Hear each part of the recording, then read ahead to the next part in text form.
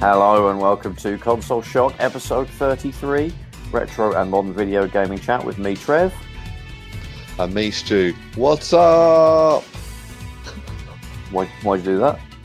I don't know, when you just messaged me a minute ago. What a late 90s and 2000s reference is that? Yeah, and so I thought I'd do the same. Is that late 90s or 2000s? 2000s. I've got no idea. It literally must be like 90s. It's the ad, isn't it? The Budweiser. That's it, yeah. Yeah.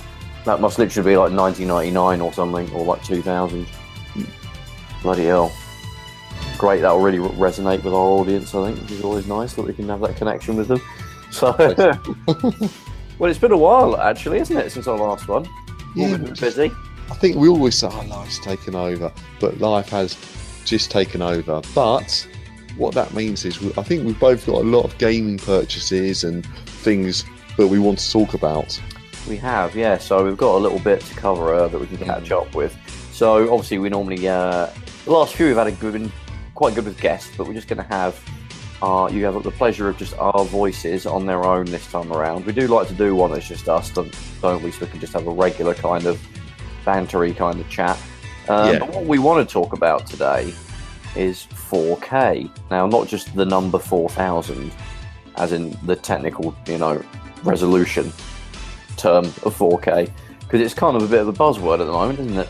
Yeah, it means it used to be 1080p, now it's 4K, and I'm sure in 5 years' time we'll all be going 8K. Always got to have an 8K.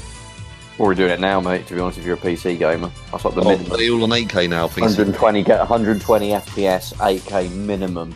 Yeah. If you can't run a game at that, it's not worth playing. Not worth playing, Not worth playing it. No. So I've got a warm-up question for you. So I was actually listening to the Retro Hour today. Yes. And it was an episode that was the latest one about the video game museum in Nottingham, which I'm very jealous that they have that there. And we've got bugger all in London. I mean, you're the closest thing to the museum we've got. Playnation Games. Thank you. And that's saying something, isn't it? I don't know if is that CD32 still there, because that's kind of the next. No, we sold the CD32. Oh, no way!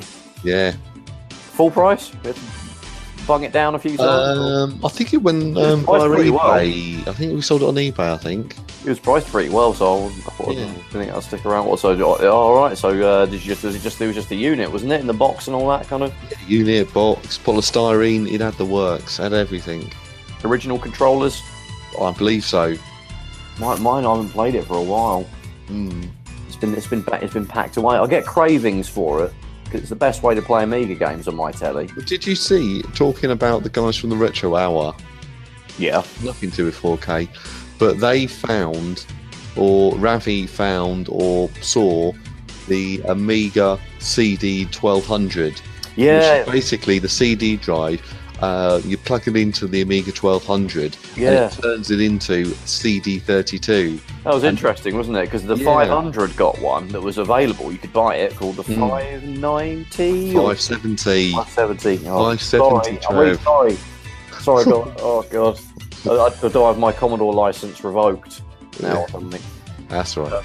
So, and that was kind of cool. It was a weird little thing, wasn't it? Because you plugged it into the sidecar port, which by that point it had been like hard drives, wasn't it? You'd stick in there, like literally like 10 megabyte hard drive, 400 quid, which is literally pretty much what it would have been in those days.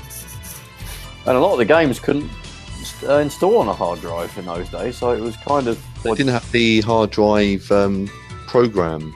No, it was mainly for like sort of productivity stuff. But that normally could be installed in like a word processor or like a CAD program or something. But yeah, and it popped in there. But you had to put the discs in little caddies. Yeah, it wasn't, and then that they slotted into the drive. But yeah, so what was the Amiga 1200 one then? It's basically, it looked like half of a CD32.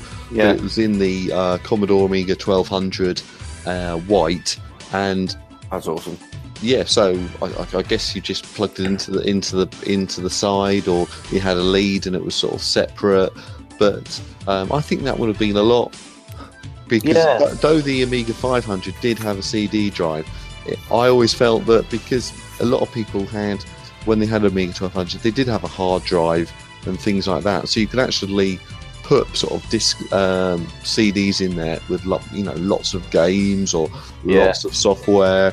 And it would have really made the Amiga at the time sort of a much better system. But saying that though, back in the day, I did have a CD drive for my Amiga 1200, which plugged.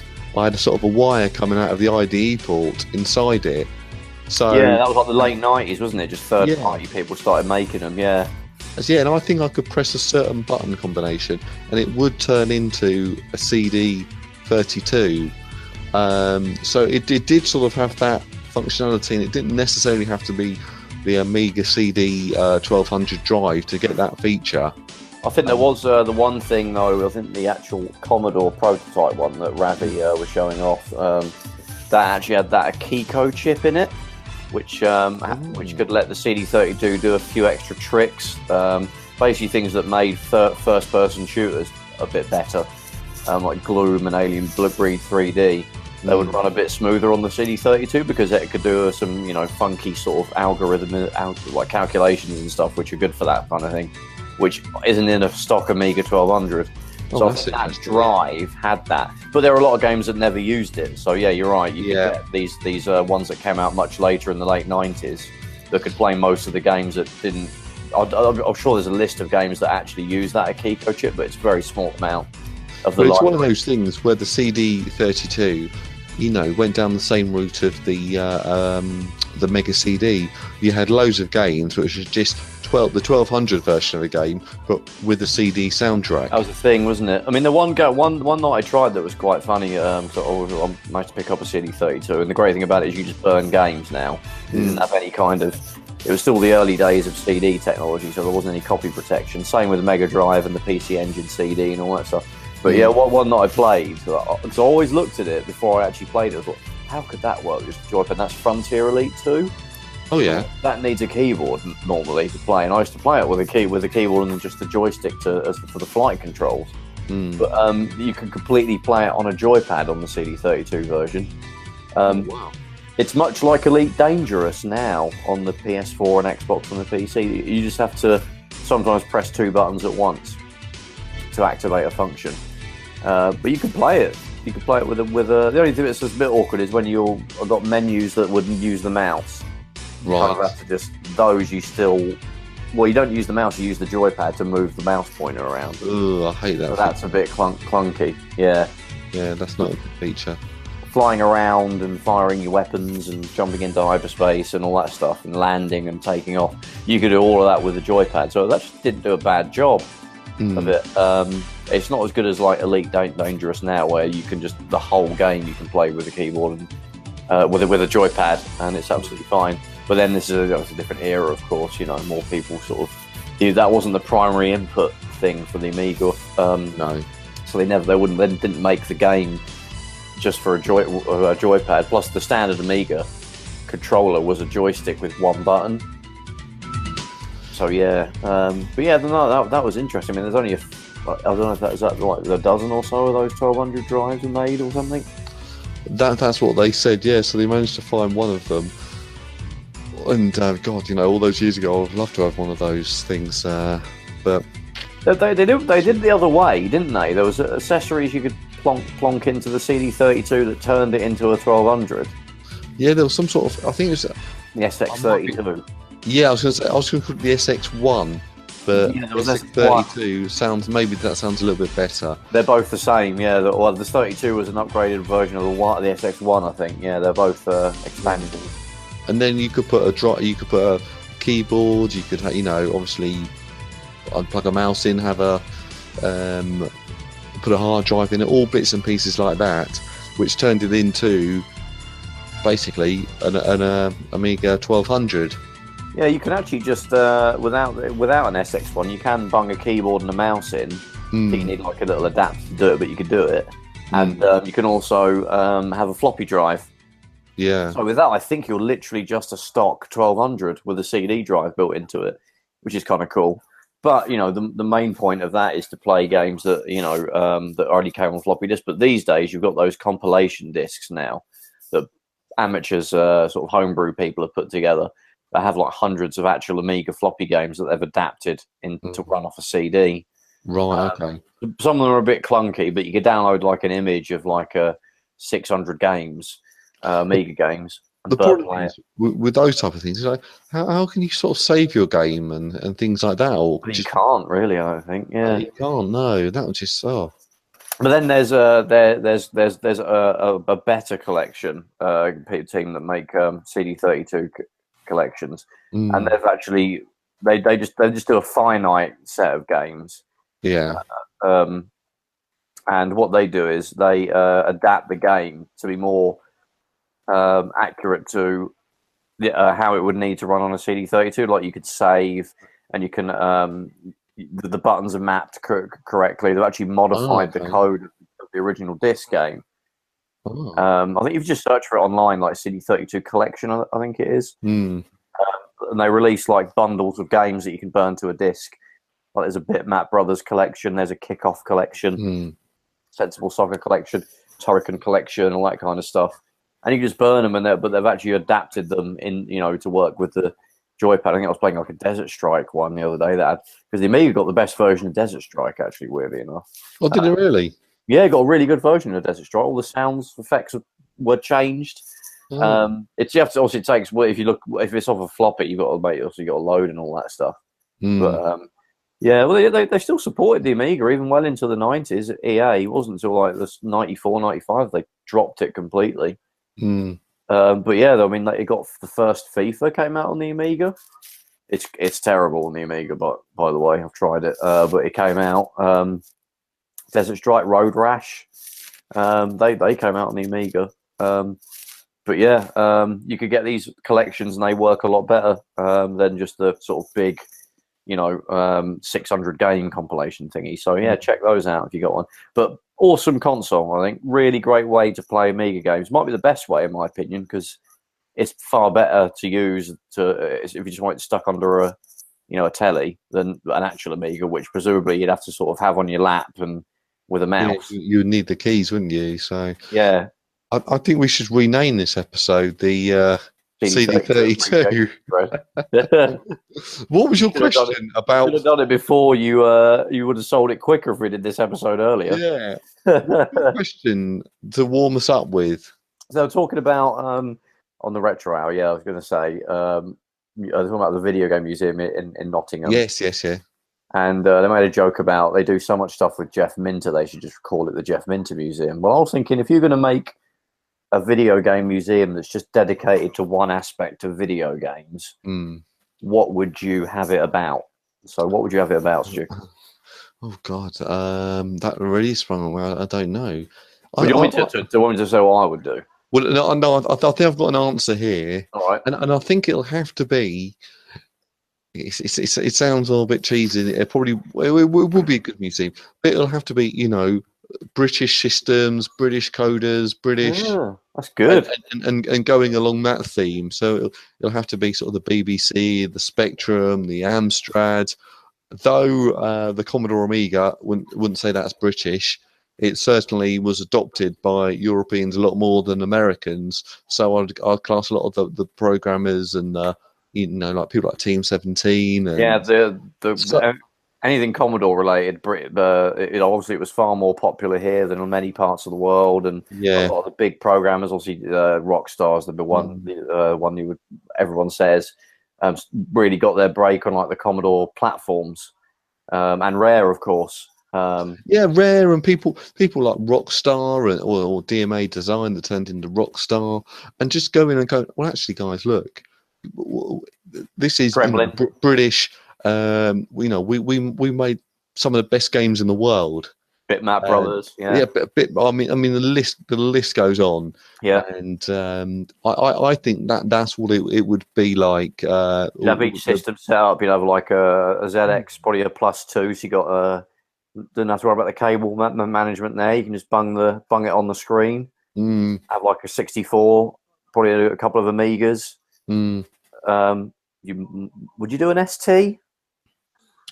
I mean, you could argue that started out the more popular platform, didn't it? I mean, I never really. I think we've spoken about this before. I never really had an ST. I had a friend who had one, and it always seemed a little bit like. It wasn't for me, and I think once you've heard the audio in a game, you're like, "What the hell?" If you've just been on an Amiga, and you go, unless it's a game that's been specifically made for the STE, which has like an Amiga type sound chip in it, but there's not many of them. Most of them are just a plain ass stock ST sound, which is the same as like a Spectrum. Like a 128 Spectrum or Spectrum Plus 2 or 3, I can't remember which one it was, but yeah, and it's it kind of is a mismatch because you've got pretty good looking games. You know, they're not as many colors as the Amiga, but they're mostly the same. Okay, the scrolling is a little bit jerkier, but not like, oh my god, this is night and I wouldn't say it was night and day. People make out it is, but I don't think it is. But it's the sound where it really fell down. It's just so bleepy and like archaic sounding. It's not even as good as a Commodore 64. And then when you compare that to an Amiga, which had the best audio of all the 16-bit platforms, including the Super Nintendo, I had arguments with people about that, but the Amiga sounds better than the Super Nintendo. I like to think so. So what would you do? Your museum? Sega. Yeah, just Sega.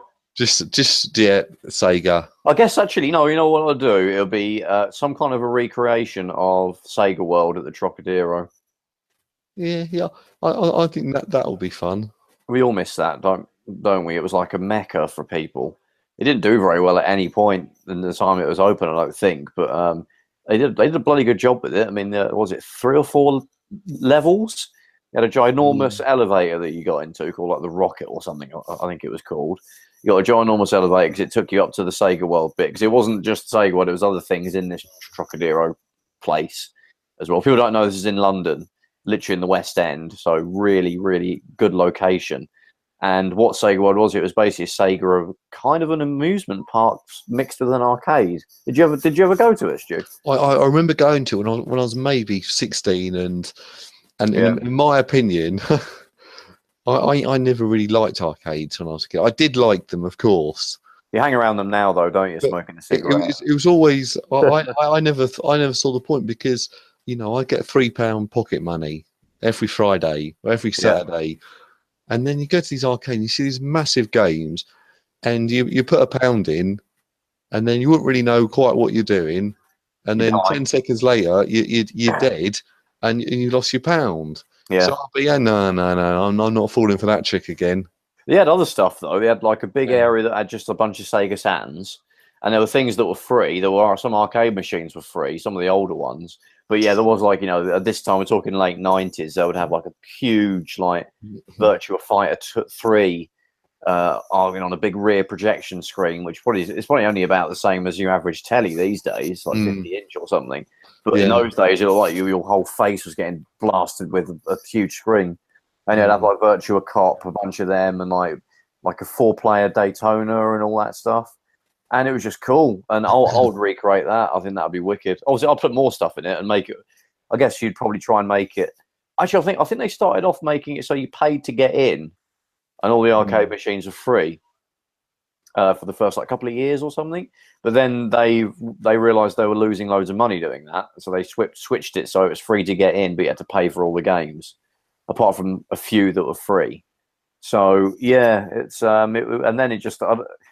I think it just the outgoings, the amount of money it cost to run the place, and the rent they were probably paying at somewhere like that, just made it unviable. And also, I think Sega, you know, late 90s, and I don't know when it closed. I think it might have been late 90s. It was early 2000s. Sega World, they weren't doing great, you know, as a company, so they had to shut it down. I think there's still one in Bournemouth though. It's called Sega. It's just a generic arcade. It's not like literally a awesome, cool, you know, theme park thing. There is a place called Sega World in Bournemouth, so yeah. But that's what I do. I'll just put all the great Sega arcade machines, get a few of the home consoles, you know, set up on a, you know, 3 or 4 Mega Drives and all that. Where you should go is the Heart of Gaming in Croydon. After going to Playnation Games? Well, after you go to Playnation Games, or you can go there before you go to Playnation Games, or bookend your visit to Heart of Gaming. So you could go to Heart of Gaming, come and see us, then go back to Heart of Gaming, or come and see us, go to Heart of Gaming, then come back to us. But you know the guy, don't you? You literally know the guy. Who runs it? Yeah, a great guy. But his story is he used to be in the Trocadero as sort of like the engineer. So whenever you know your machine broke, so you worked in Sega World. You're bashing the buttons too hard and they broke. Yeah. You know, you went and spoke to the supervisor, and he got the engineer who's the guy who runs it, Mark, and he would come over, you know, and go, right, okay, I can fix this machine, and you know, open the back, you know, do whatever you need to do, and just maintain all the machines to a high standard. So that's cool. And then, of course, when that closed down, I think he got all the arcade machines. I'm sort of making up the story here. This probably had good contacts, I think, didn't he? I guess to sort of get, you know, because he worked there, so he got all the machines sort of on the cheap. He's like, well, I'll get rid of all these for you, and so he went to Heart of Gaming, which he opened Acton. So that was a little bit out of the way. But, yeah, it was a pain to get to there, wasn't it? Yeah, it was. But you made the success out of it. But what the problem was, of course, when you rent a property and you sort of make a success out of it, once your lease is up, the landlord will put the rent up. So unfortunately, that wouldn't really sort of work for him. So luckily for us, he came to Croydon, and he's got an absolutely great location. Yeah, we need to get him on, you know, because I think he'd probably be up for doing that. And he'll have some great stories. Yeah. We keep threatening to go. We keep saying over and over again, we're going to go. I know. We will for definite. So yeah, no, that's for anyone who doesn't know. Yeah, Heart of Gaming. It's literally just I don't know what it's like in Croydon. I know before it was like in a shipping container almost, wasn't it? And in there, arcade. It wasn't in a ship. It was in a big old port cabin or something. Yeah. Yeah. No. It's not a port cabin. It was just a little warehouse out on an industrial estate. Yeah. So, and in there, you pay to get in, and then there's a ton of arcade machines in there. Yeah, basically, it's all free play. So, yeah. Not what to say about that, is there? Yeah, so you pay. It's free to get in. No, sorry. It's not free to get in. It's the opposite of free to get in. I think it's £10 or £5 or £7, something like that. Yeah. And then basically you get to play all the games for free. So if you go back to, oh my God, you used to pay £1 to play each of these games. And now you can just, you can basically go in there and just complete them. And he's basically got every era covered, doesn't he? Like, so I think pretty much any arcade machine, I wouldn't say all of them, but certainly the big guns. So I think certainly he's got the Sega ones, and Konami and Taito, and probably old Nintendo ones, and Namco. He's probably got a lot of the big titles he probably has there. And I think he also does have like 360 games and PS4 one and all that as well for people that just want to play a console. So yeah, really awesome place. But yeah, we'll probably talk more about it, and when we'll get him on, and he can tell us the story. Should we talk about 4K? Oh, go on then. We promised it. Yeah. We've got to deliver it now. So 4K. So that's I could tell you what the exact resolution of 4K is, because that's an interesting fact, isn't it? So it's 3840 pixels by 2160, or 8.3 megapixels to be exact. Should we say, oh, I really want to get a 2160k p TV? You really should be, yeah, because I think 1080p is 2K resolution. So no one ever said that though, did they? Hey, I'm going to get one of those 2K TVs, So yeah, it's become a bit of a buzzword. The term 4K, I think that 4K is literally how many pixels it is if you divide or multiply them. And yeah, the big thing was the current generation of the consoles, if you can call it a current generation, because we've kind of had an extra, like a super version of it now with the Xbox One X and the PS4. There was a thing that when the Xbox One came out and the PS4, some people actually said they were a little bit underpowered. Yes. They came at an awkward time, though, because 1080p had kind of become firmly established, was well established. In 2013, it was like firmly established for about, I had a 1080p TV since 2010. And even before, I think when we hit sort of 2008, that's when they got sort of cheap, under 500 quid. And the Xbox 360 and the PS3 came out. They were designed to run games at 720p before most people even had a HD TV. So they were kind of future-proof a little bit. Whereas the Xbox One and the PS4, they kind of came out in this awkward middle period where 1080p is really commonplace, but there's probably some new upcoming stuff coming out. Like, I think we'd already heard inklings of 4K this and 4K that, but there was never going to be any chance these consoles would be able to run a game. Well, a PC in 2013 would struggle to run a game in 4K, a modern game. But even they would struggle at 1080p, wouldn't they, to run a lot of games?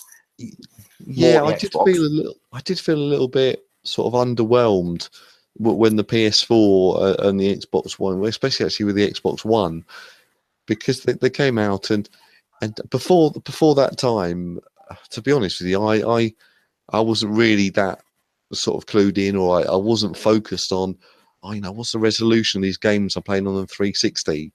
My TV flashed up, so 1080p in the corner, so I just assumed, right, this is 1080p, right? That's what it says in the corner of my TV.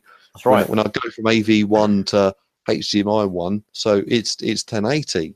So that's why I assumed, and I absolutely love the 360 and the PS3. Maybe the 360 a bit more, but going to the Xbox One, and everyone's talking about, the Xbox One, it's only in 900p. Oh, that's terrible. Some games are 720. Oh no, can't look at that.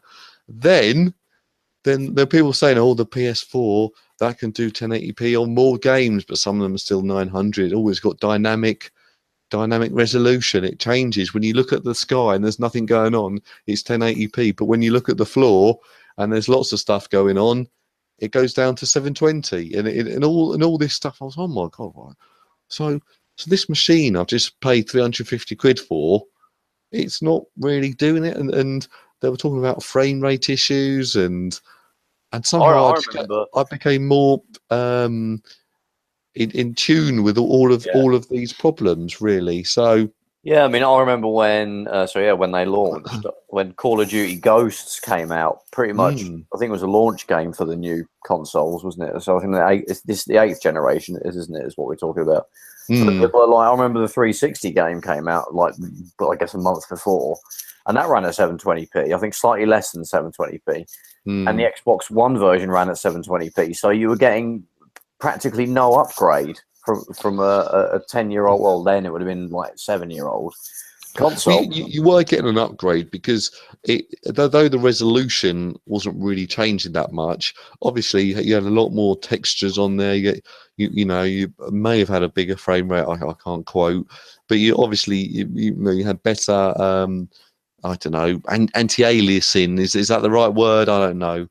all these things you had. Textures were better and all that stuff. Yeah, sure. Yeah. Yes, everyone was like, "Oh yeah, actually, yeah, it looks better." But then you watch something like Digital Foundry, and they show you a video. Oh, Just Cause 3's coming out.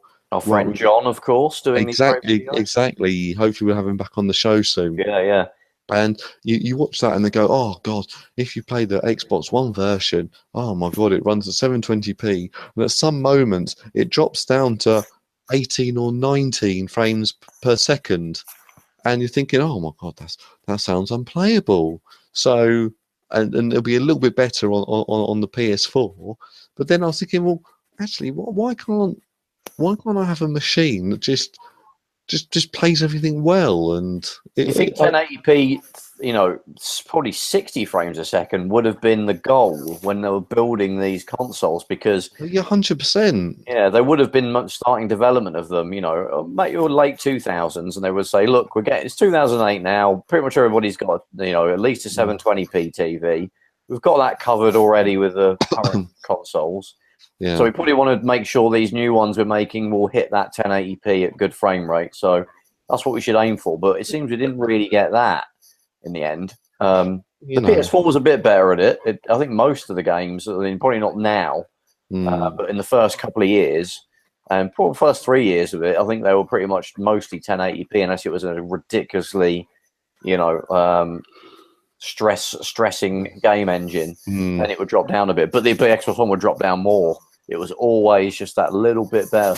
And for people like me and you, one that would have disappointed us greatly if we had Xbox One, I remember when Pro Evo 2015 came out, which was the first one on the PS4 and the Xbox. It was 720p on the Xbox One. So I just bought the 360 version, which was also 720p, and it was the same.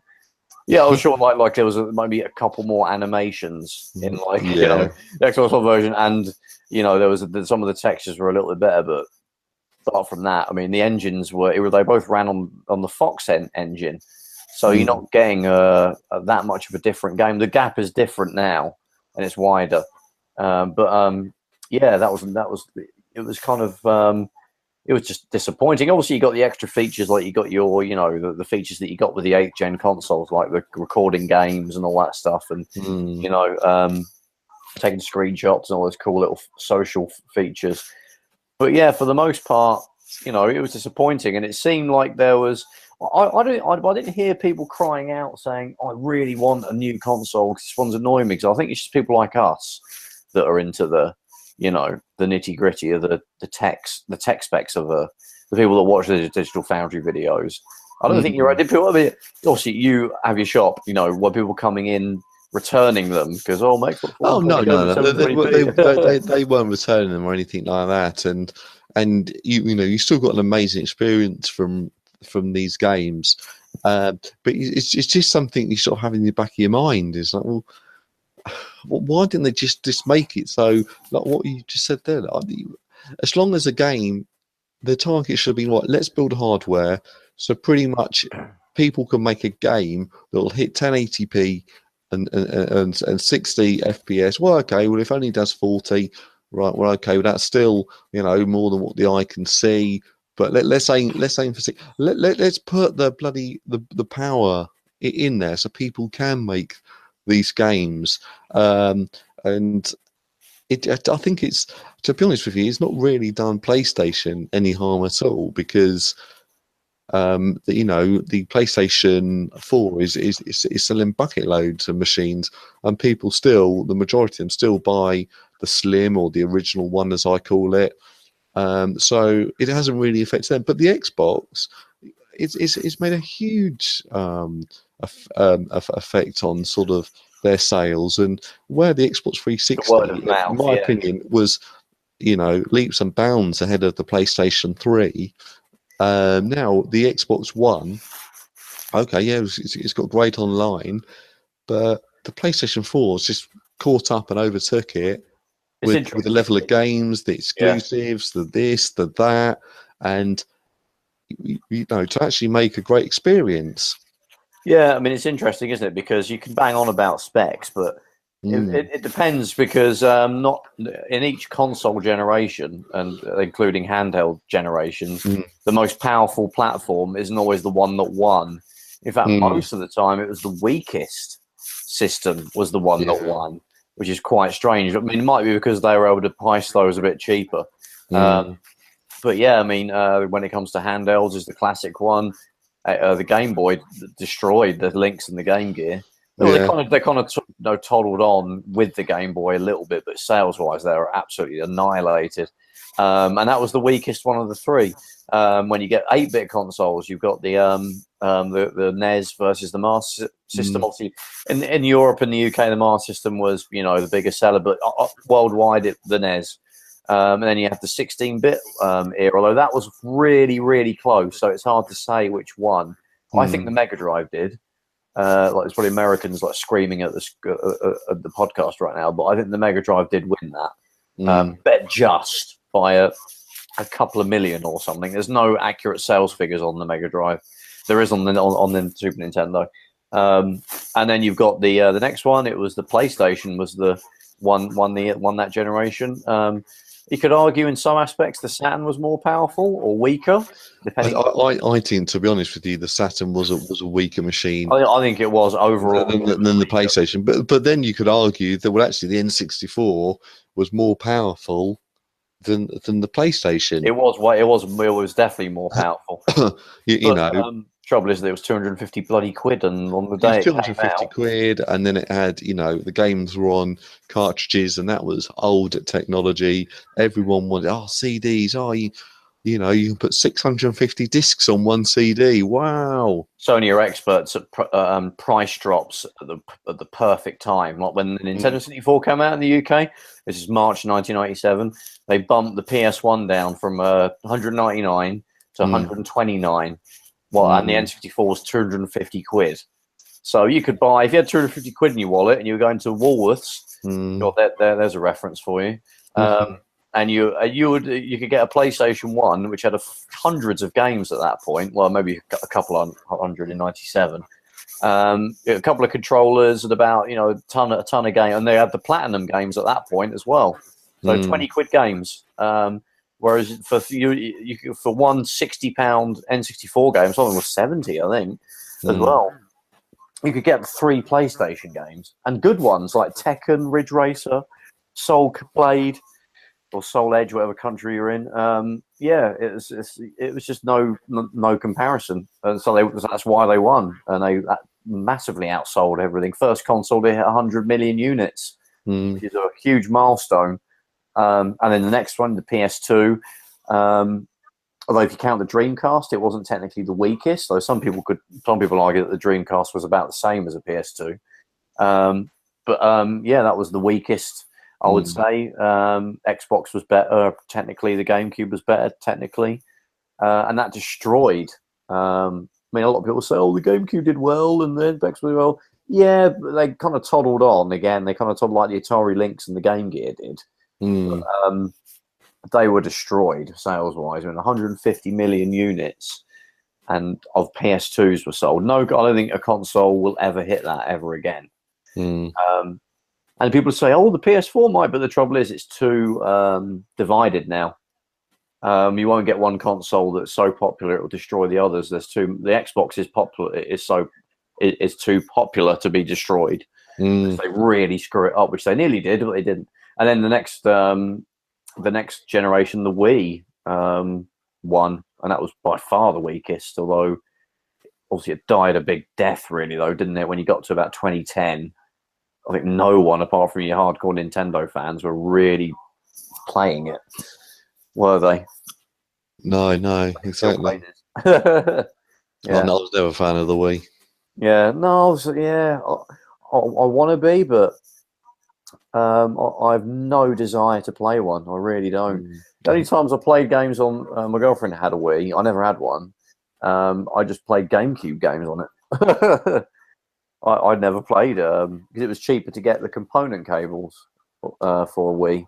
Well, that's true. It wasn't quite as good a picture, but yeah, you could. It was certainly the better way of doing it. So, now, have you made any big purchases in the last let's say last month, Trevor. So yeah, so the obviously talking of 4K resolution, what sort of triggered that is the fact that I got a PS4 Pro in Black Friday. Talking to Sony, really timing their sales well to sort of kill the opposition. So Microsoft launched their lovely new Xbox One X, and then Sony a month later, slapped down the price. So I managed to get a PS4 Pro with some games and the VR set for the same price as an Xbox One X because of the Black Friday sales. So that's pretty good value for money, if I do say so. I think in all fairness, yeah, it is. I sometimes do play the character as the fanboy or whatever. But I picked up an Xbox One X, as you know, and yes. I'm very happy with that. And do you have a 4K TV? I've got a 4K TV, yes. So how is that, like a 40-inch or something, or a 50-inch? 49-inch. You've got regular ass Xbox. Yeah, well, I sold that once I knew. Right, okay. I was going to get the Xbox One X, so I just sold the other one, and okay, so I'll keep that money aside to, get this Xbox One X, and I'm really pleased with it. It's the only, I'll say the only downside is there's nothing really to do with it, but as you kept the games, and obviously because they have patches now. Yeah. Piles of games. So of course I was putting those in, and I was all excited, and they would download like all these huge patches that took forever. Was it 100 gig? One game, I don't know if it was Witcher or something, wasn't it? Like literally 100 gig.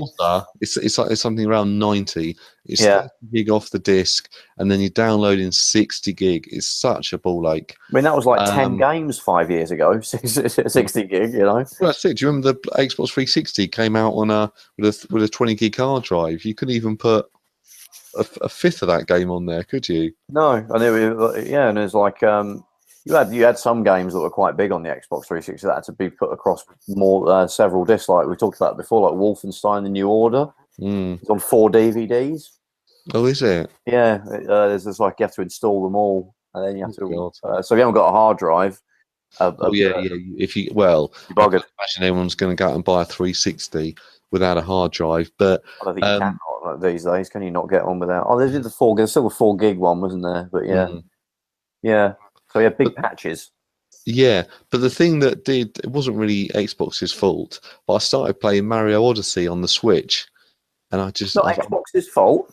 Well, it is, because they should have made that game really. Yeah.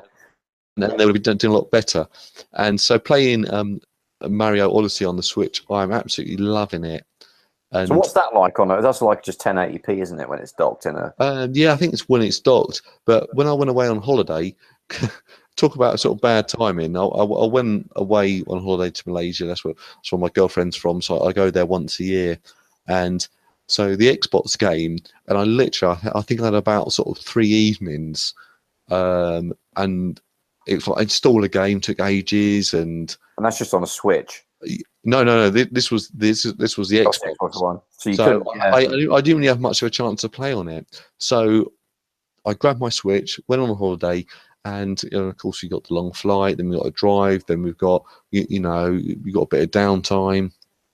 So I was playing it on the Switch, and honestly, it's such a good game. It's sort of so enjoyable, and isn't it closer to Super Mario 64 than any of the sort of 64, the Sunshine games, maybe a little bit like Galaxy, and it's just, I think they've almost got the difficulty level is right with it, if that makes sense. Because it's funny because like the last one I bought when it came out, like literally like a matter of weeks after it came out, was Super Mario 3D World, and that's actually that's cool. That's really good. I really enjoy it, but this is a step up from that. That was just little sort of courses, you go jump over this, jump over that, and some of them were a little bit different, a few little puzzles in there, and that was good. And if I was talking about that game now, I'll be telling you how great it is. But Mario Odyssey is a step up, and I've actually completed it, and I'm going back through all the worlds. And how long did that take then? do you know what? I don't know. It doesn't actually tell you on there, and is it like an 8-hour cover-based shooter? No, it's probably like a 15-hour. Okay. I would suggest, but it's one of those games where you can sort of speed run it, but it's almost it's just exploring everywhere on each map and trying to find every little quirk and every little bits and thing to do, and you know, and So you managed to get to the end of a game that's not a cover-based shooter I and doesn't know have Marcus Phoenix in it. You should be that's proud. true. That's true. So Yeah, I but want to get it because I do like the Mario games. I honestly, you've got Switch, haven't you? Yeah, the Yeah. main thing I play on is FIFA at the moment. Funny enough, but it's a great portable way of. It's a great the platform to play it on because it's just that sort of game lends itself to a portable device. But yeah, well, talking about sort of resolutions and you know how things look, and it's quite funny because I was playing it on you know, on the plane and when I was out and about and stuff. I was always in handheld mode, and I was like, oh, this looks really good. I'm 720. really liking it. And then I thought, oh, when I get back home, I'll pop it into the dock, and you know, God, I hope it'll look so much better. But actually, I put it back into the dock, and okay, it goes up to 1080p or 900p, whatever it is, and but it just doesn't look as good. It probably performs better, but it just doesn't look as good. You can see all jagged lines, and you know you can really tell where. Yeah, there isn't much power left over really to do good anti-aliasing and a lot of mapping and all the that. buildings are all just like all yellow or all you know all the floor is just it's just all red, or it's all very like big primary colours, which maybe on the portable you can't quite see all the little tricks and flaws and stuff like that. So I remember there was a point in sort of around 2013, 2014 when it was kind of a joke where there was more 1080p native games on the Wii U than there was on the Xbox One. And everyone was like, oh, isn't that hilarious? But I was like, yeah, but the art style of Nintendo games means that it can probably, it's easier for that to hit that than a gritty, realistic, like, you know, Call of Duty game. Which will probably need a bit more horsepower to sort of do that stuff. Just, you know, textures that are just a red block, you know, this is stuff like that. So yeah, naturally, it still meant that a lot of those games look great on the Wii U, and they did, like Mario 3D World and all that sort of stuff. But it does, you know, there is a big caveat with that.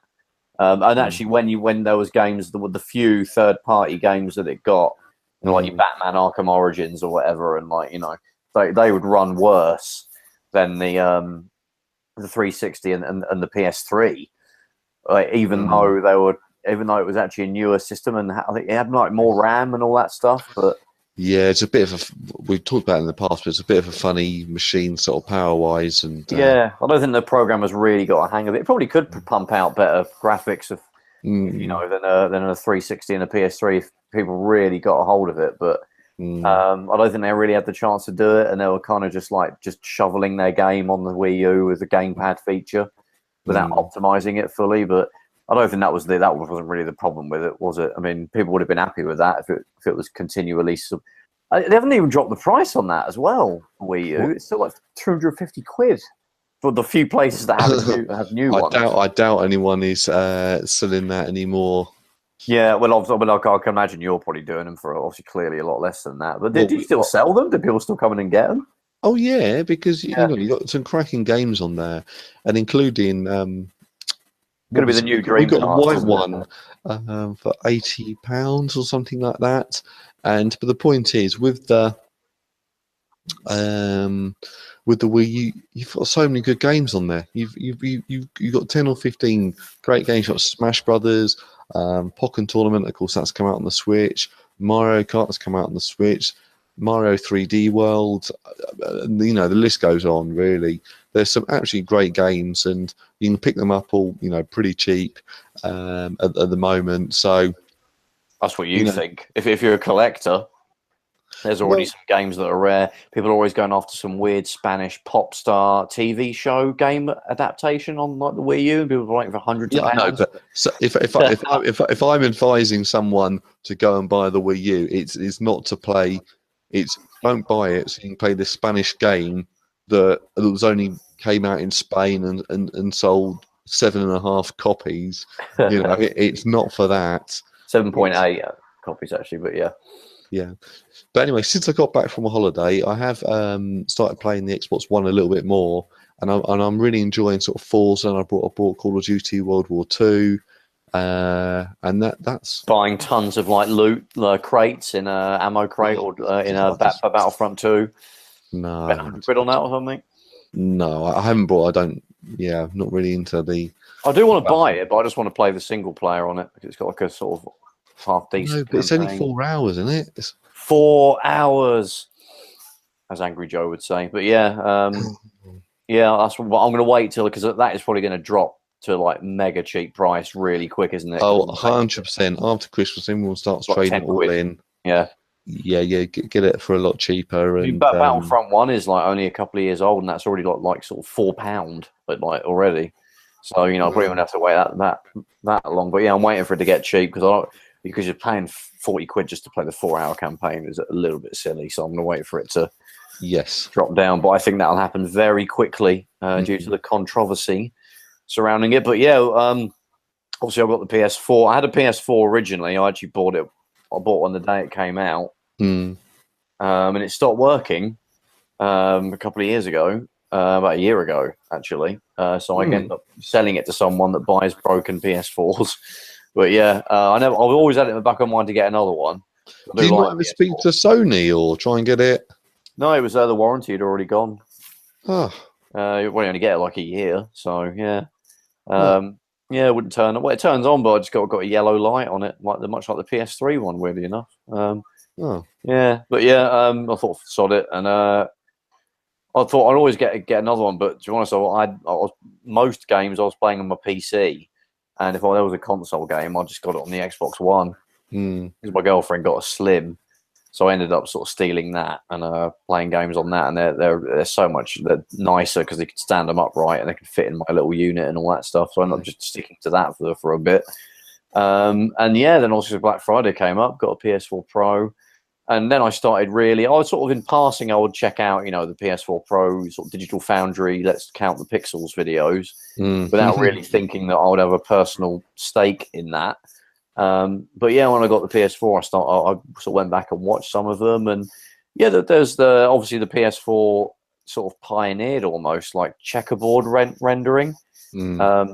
And there is the thing with the Xbox One X where sort of Phil Spencer was sort of going on about how it's going to be native 4K, and it hasn't quite panned out like that, has it? That also uses checkerboard rendering. Well, I think it is. The whole thing is if it says it's going native 4K, well, it can do native 4K, and Forza's in native 4K, and some other games are, but then other ones they go, okay, well, we're going to do checkerboard rendering or whatever they call it, and then with the whole aim of, okay, we'll get to 60 frames a second, but then we can't have 4K. So they do give you that option though, don't they? Now saying you can have like an enriched mode. Is what they said. I put on Gears of War 4. I installed that and played a few levels, and you can either have a performance mode or a visual mode. So I went for the visual mode. Wait a minute. You played Gears of War? Gears of War 4, yeah. Who are you and what have you done with Stu? Anyway, carry on. So that had a big patch as well, I could imagine. Yeah, I didn't sort of, I don't know, I left it going all night or something, went to bed.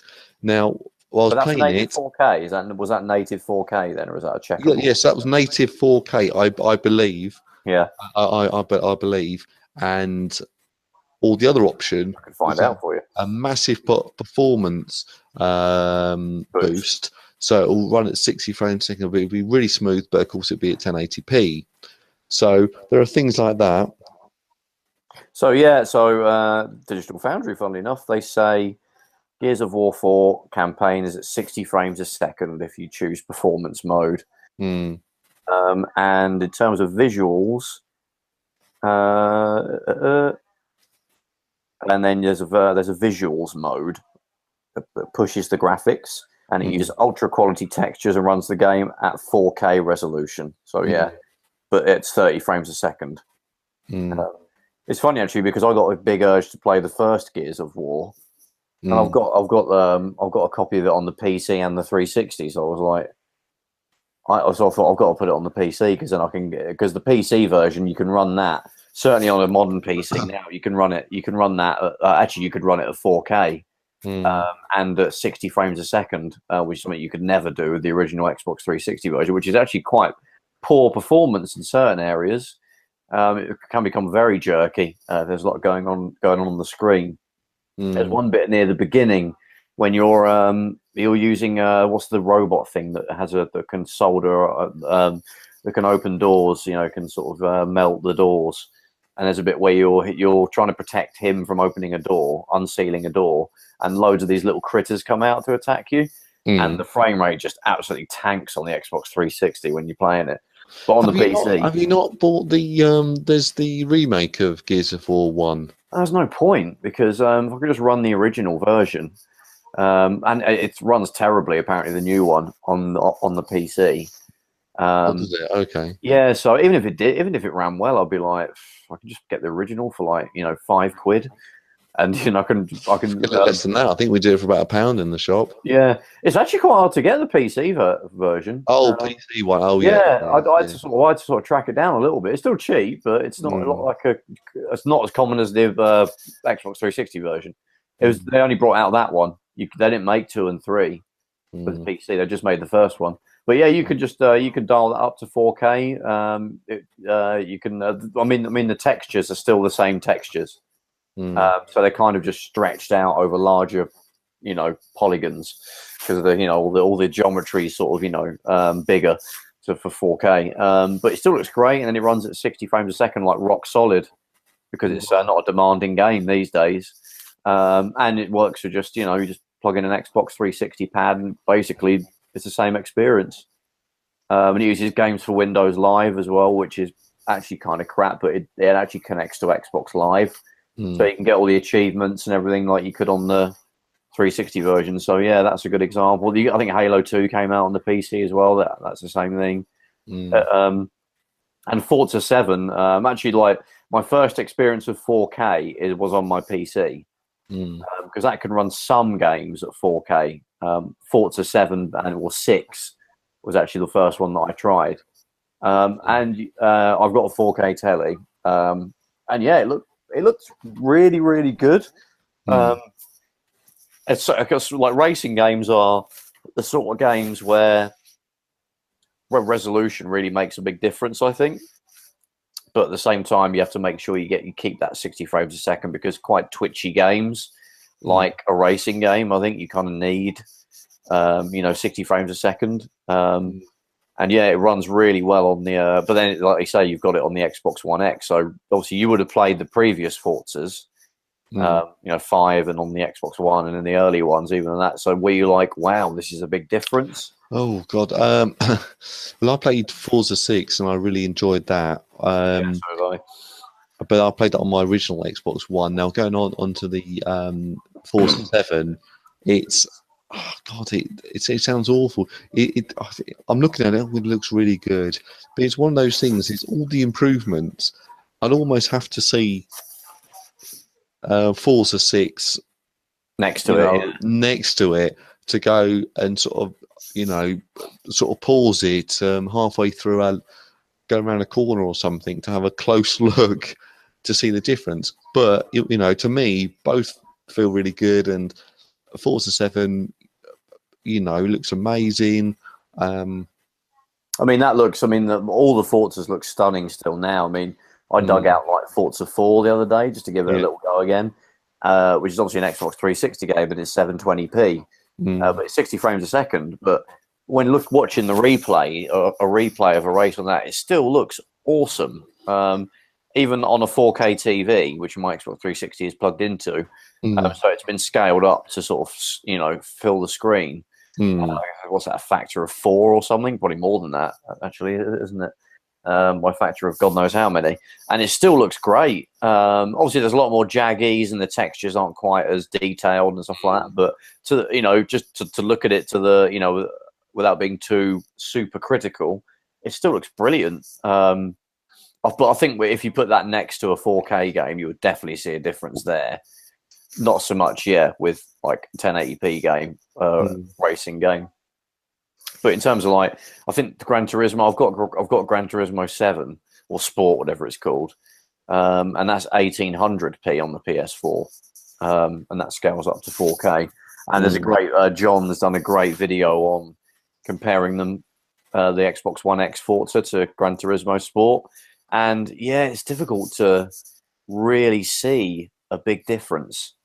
I mean, sometimes the Digital Foundry videos, you know, as much as I like them, but when they pause they pause it and then they zoom into the distance, or they zoom into the side, or they zoom right into the wheel, and okay, one might look a little bit better than the other, or one looks slightly different to the other, and I can't quite distinguish which one's the better. So that's not gameplay, the sort of thing, is it? It's not gameplay, and you know, the point is, okay, everything's a trick to you know, to fool my eyes, to make it look good.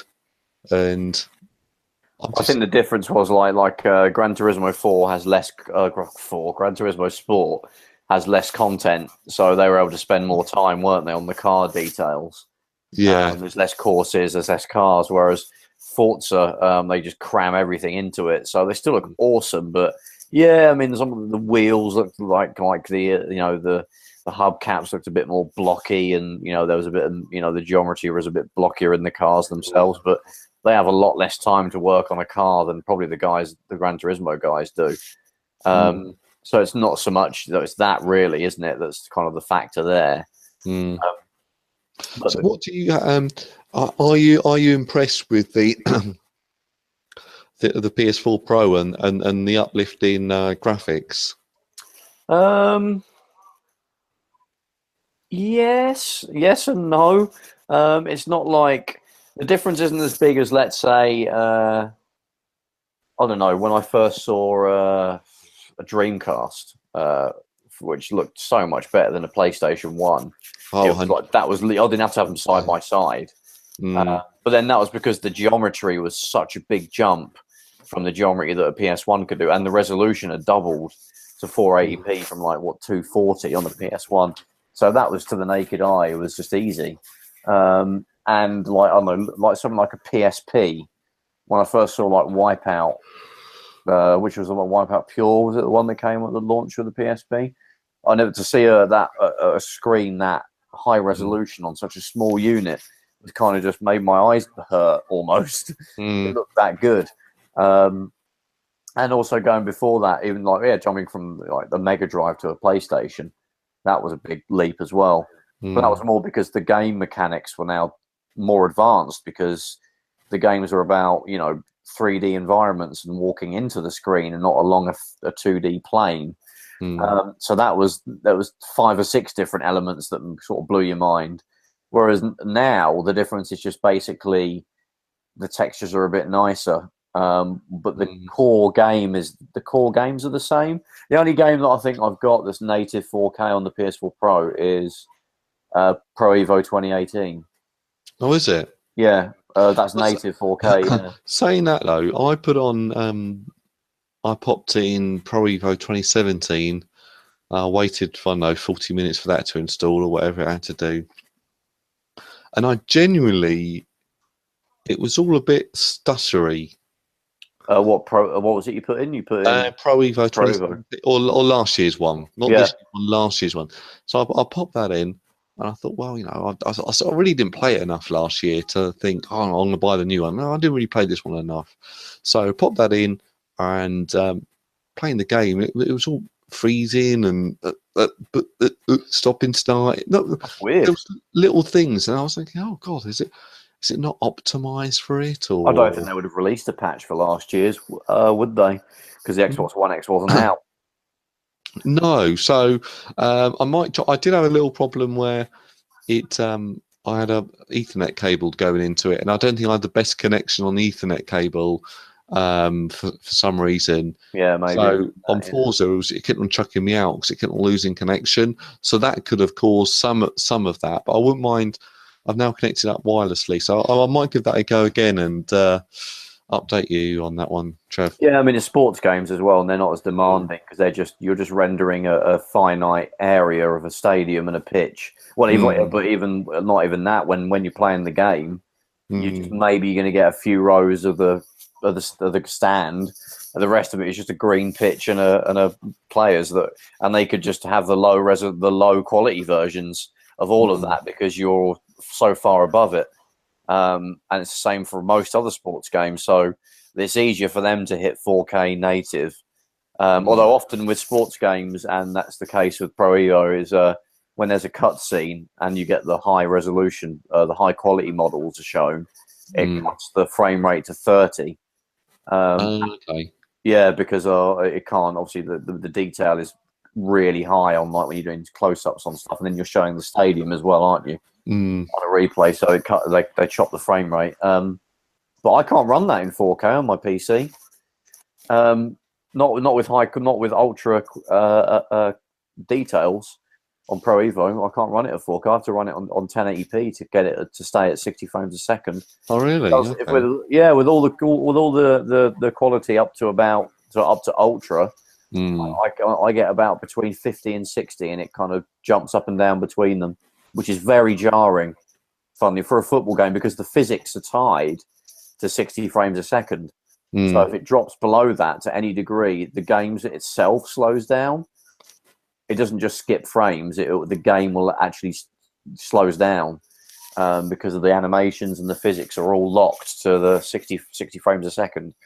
So that you can't really not play it in anything less than 60. I think if you tell it to play at 30, then it will rejig the physics so they'll work properly. But you can really you're adding a lot of lag into the game if you do that. Okay. Yeah, so I don't really want to. I'm not doing that. But if I drop everything, because the funny thing is, my TV can't do 1440p, which is kind of the in between resolution. It can't. Doesn't support that resolution at all. Which I didn't think was. Won't you have a problem then when? Because I can imagine some of the PS4 Pro games, they might jump into 1440p. So so how they do it a different way though. The game gets rendered to 1440p on the graphics card internally, but then I think it's got its own upscaler before it even goes through the HDMI cable. Right. Okay. So that blows up the image to 4K, and that's what's fed through the HDMI cable. So the TV is just getting a 4K, what it sees as a 4K image, even though the actual image in the frame buffer that the graphics card actually built is 1440p. Yeah, because Crash Bandicoot. Insane Trilogy, that's 1440p on PS4 Pro. There's other ones like Elite Dangerous, that's 1080p on PS4 Pro. Oh, is it? Okay. You can have I think the Pro, if it detects that you're running a Pro, I think I did mess with these settings as well. You can have it in quality. You can have in it like an enriched mode, but the frame rate might be a bit shit. Or you can have it on performance, so you get 60 frames a second. I just have it on performance because I prefer the smoother frame rate and it's a space game, so you're really going to notice those sort of details. I don't know if it's the same on the Xbox One X. Then that would be able to maybe do 4K. But I don't think my PC, which has a GTX 980, that can't run Elite Dangerous at 60 frames a second. Well, it can when you're just in space, but if there's anything in your view, the frame rate will tank at 4K. So I don't bother with it. I just stick to 1080 and it's rock solid. So yeah, it's a bit varied, but like Crash Bandicoot, it looked great on the 4K telly. But then I've got I've a lot of my retro consoles, and people are going to hardcore retro game collectors and players. They're going to absolutely cringe when they hear this, but I have all of them plugged into my 4K telly. Oh, boo! I know, right? With a bit of an array of cables to feed the signals in, because my 4K telly doesn't have a SCART socket at all. So how do you get them in there then?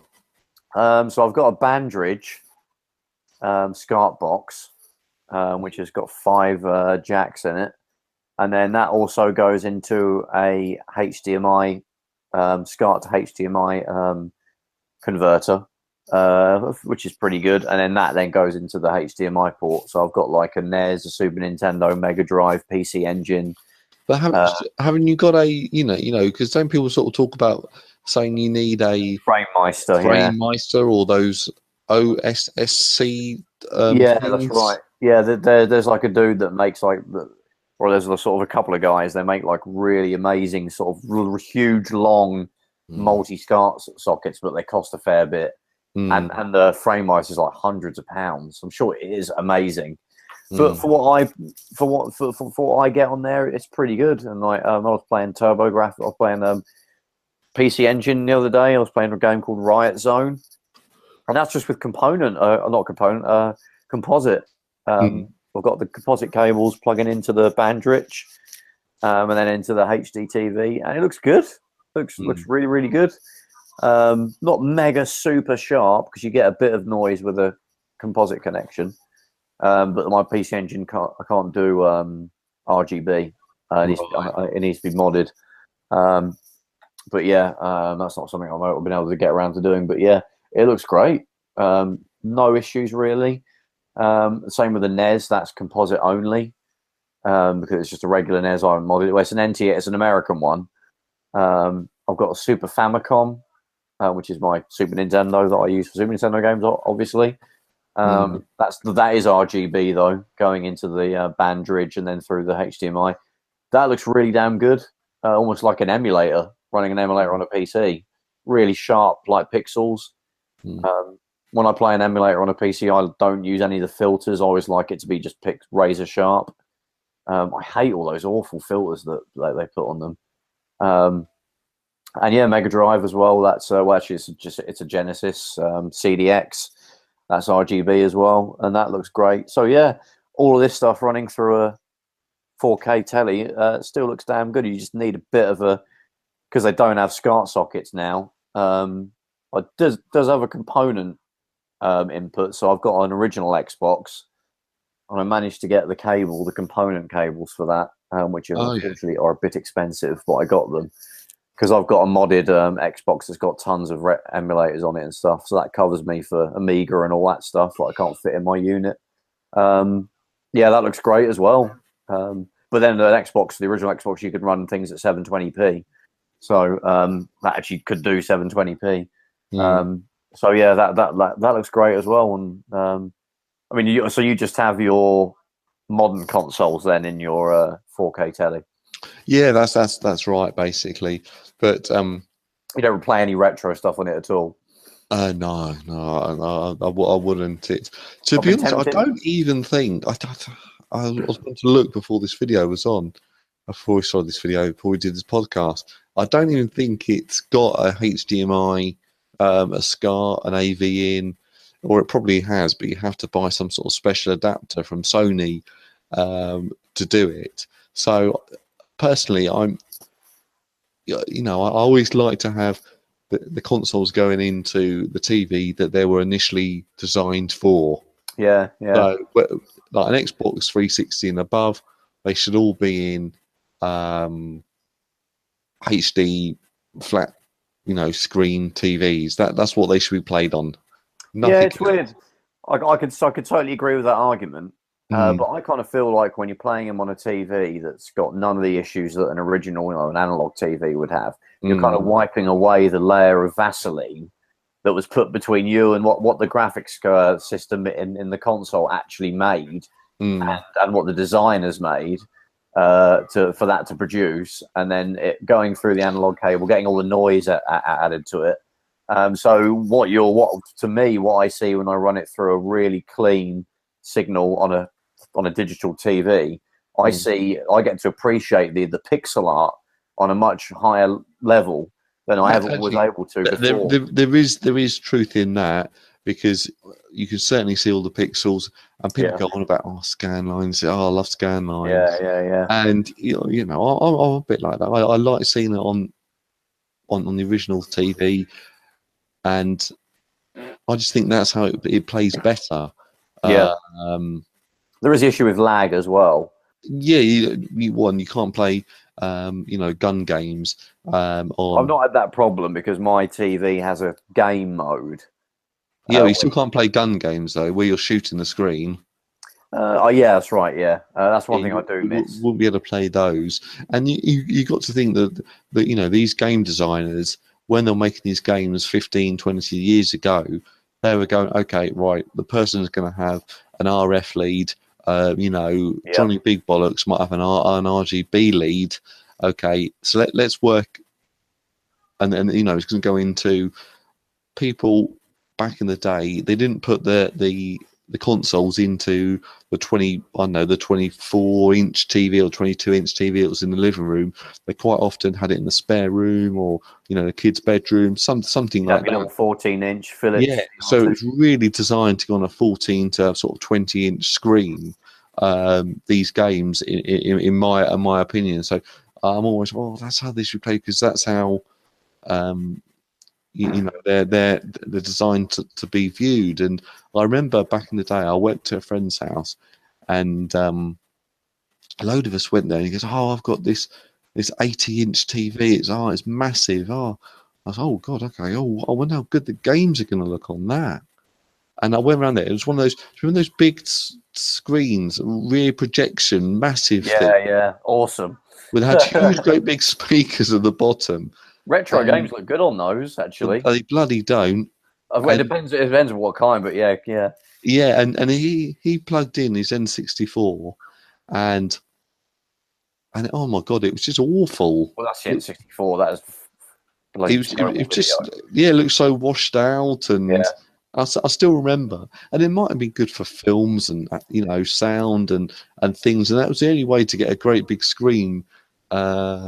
Back in the day, but I didn't like it at all. My experience of one is it was a NES plugged into a rear projection TV. So again, I'm whacking great big like chunky thing, and I think it was about. I mean, what were they? They were about 40-inch. Wasn't it? That was about as big as they ran to. No, they were bigger than that. It might have been a bit bigger actually. They were probably they were. But this one was about between 40 and 50 inches. This is like in the early 2000s. But the TV was from the 90s, so it was already fairly old by then. But he still had it, and it was like a NES was plugged into it, and it was just it didn't. There was no HD. It was just I guess it'll be a 480i. I mean, I'm not sure it was a 480p TV. It'll be probably 480. Some of these on here, you're probably right with actually saying 42 inches, but you wouldn't believe. I'm on eBay now, and you can get a Toshiba. This is parts only, and that's £20 collection. You can get one 25 quid. You can get, but you can get some good ones for retro gaming, because like I said, there's this big telly. The mate had it. He had a NES on it, and when we started playing a game on it, it was just the composite video input. All it had at the back of it, this is like a 90s telly. It just had SCART, RF, and composite. Popped it into the composite, and it looked friggin' awesome. It was like it wasn't washed out or anything. You had just whacking great big scan lines.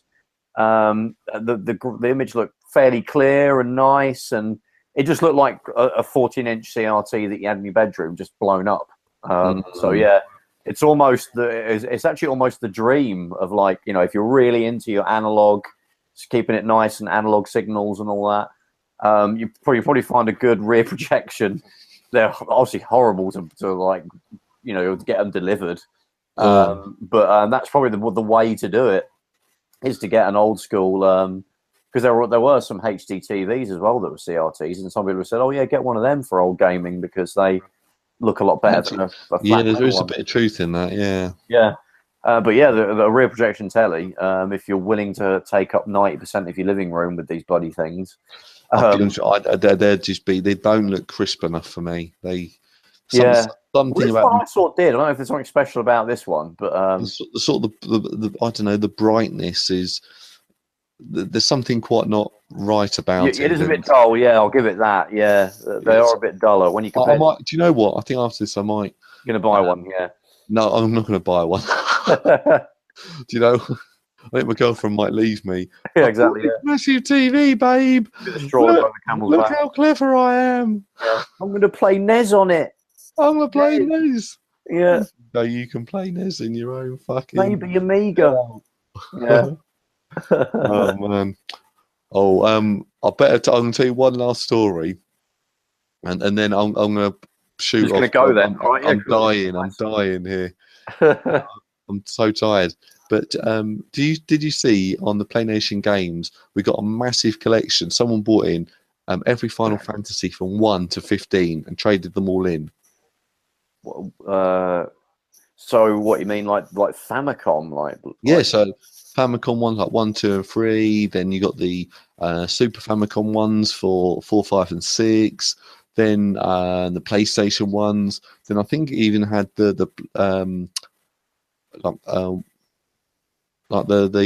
PlayStation 1 versions of Final Fantasy 6 and 4 and 5. Shit. You know. Anyway, he bought them all in, so we gave him a great price for it. And so, of course, we put in a photo on the on the shop page saying, "Oh, look, we've just got in all these Final Fantasy games within seconds." Yeah, they've gone. Half of them have gone already.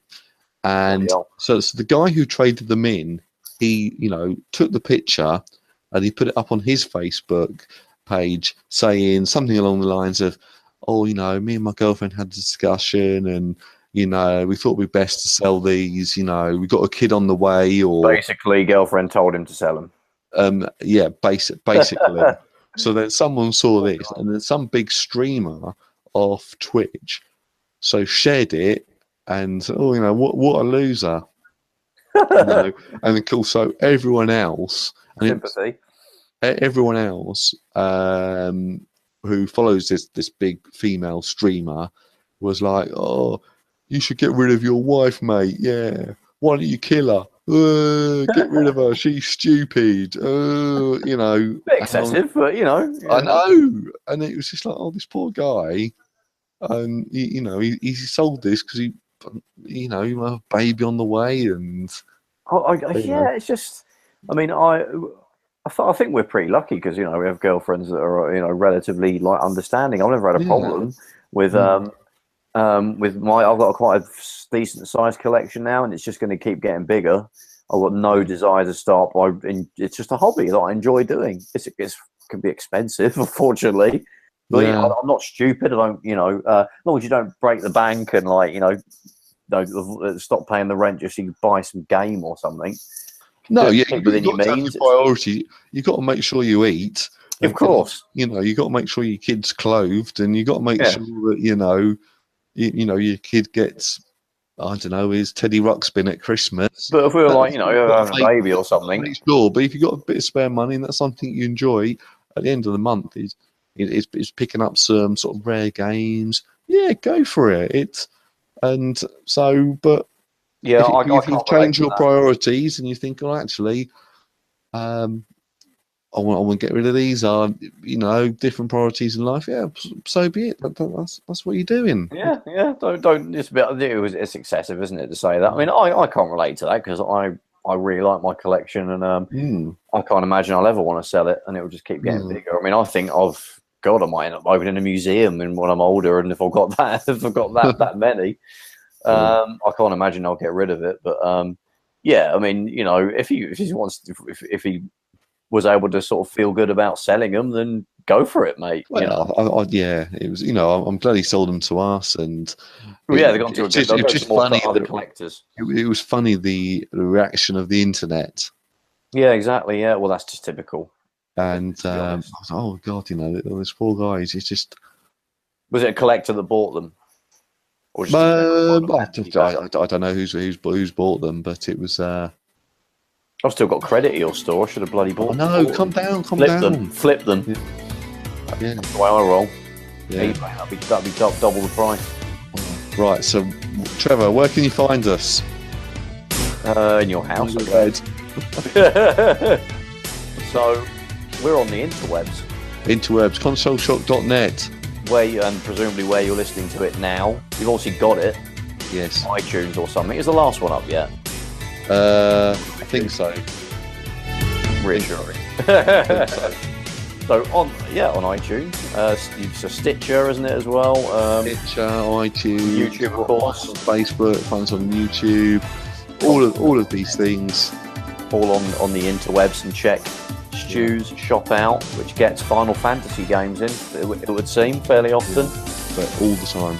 Playnation Games in Croydon. And also part of gaming down the road. We've given them a little mention. We can try and get those. Get him. What's the guy's name again? You mentioned it earlier. Mark Carter Gaming, yeah, great guy. Get Mark on, and we'll talk about them old arcade games in some kind of a room. Is the way he has, I think, isn't it? Yeah, Yes. that's what we'll do. Well, it used to be part of the Alders department store, so it's a big space. There we go. Well, check all of those places out, and hopefully there won't be as big a gap as there has been with the last one. It is Christmas though, so it might not be Christmas. I'm moving. So just to forewarn, it might be a bit of a gap, but don't worry, we're not going anywhere. We'll definitely be back with another one. Thanks for listening, and we'll see you all next time. Keep it real. See ya.